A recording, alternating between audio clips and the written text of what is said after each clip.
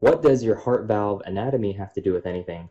Well, I'm going to cover that in today's video, so stay tuned and don't go anywhere.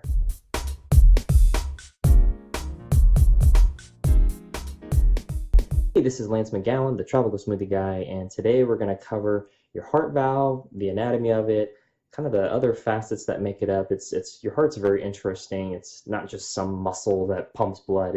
Yes, it is that, but it is so many other things, and making sure that it's working optimally is very important. So I'm going to cover a little bit about the anatomy in the next section.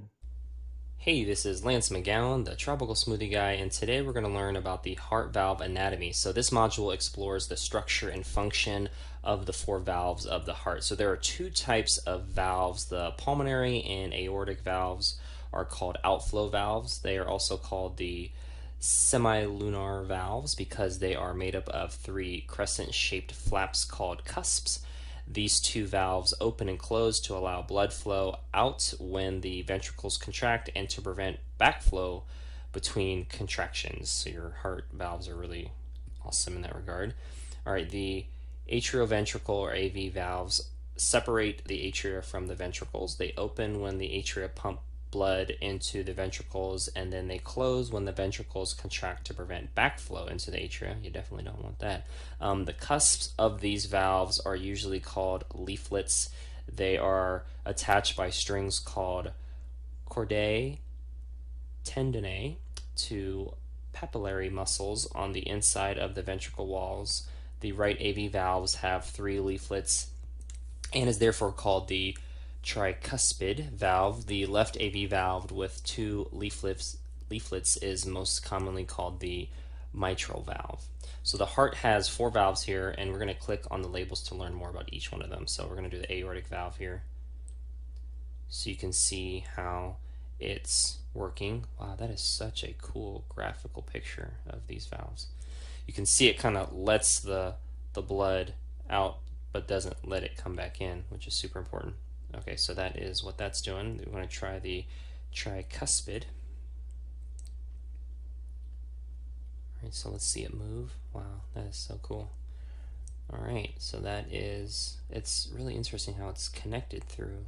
I just am always fascinated how the heart just is working with electrical signals and blood and all that. It's such a fascinating thing. All right, pulmonary. Now we're going to see the right ventricle and how that is expelling the blood. Wow. Whoever the graphic person who made this heart is pretty freaking awesome. Like, this looks so real. All right, and now we're going to look at the mitral valve. Top view, side view. Oh, gotcha.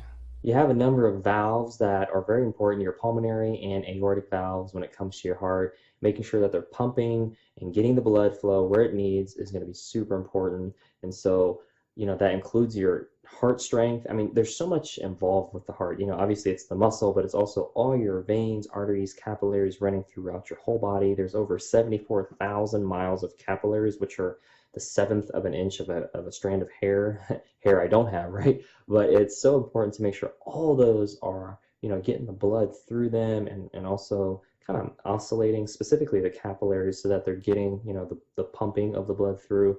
And so circulation is going to be important, as well as your overall heart health. But that concludes today's video. Thank you so much for watching. Make sure to click the subscribe button so you can watch more videos like this one, or click one of the links in the description box below so you can continue to get your learn on.